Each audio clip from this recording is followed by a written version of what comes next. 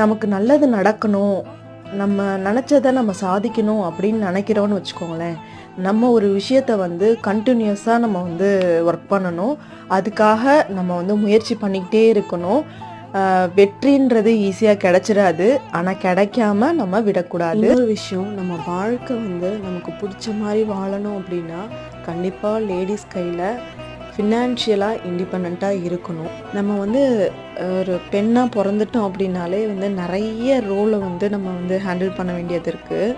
மெயினாக வந்து நம்ம வீட்டை பார்க்குறது, ஃபேமிலி, பிள்ளைங்க எல்லாத்தையும் பார்த்துட்டு நம்ம வீட்டை நல்லா பார்த்துக்கணும்னு நீங்கள் வீட்டுக்குள்ளேயே இருந்துட்டீங்க அப்படின்னா நமக்கு வந்து இந்த உலகத்தில் என்ன பேருனா வீட்டில் சும்மா தான் இருக்கீங்க. அது வந்து நம்ம எவ்வளோ தான் வீட்டுக்காக செஞ்சாலும் நம்ம வந்து சும்மா தான் இருக்கோம்னு சொல்லுவாங்க.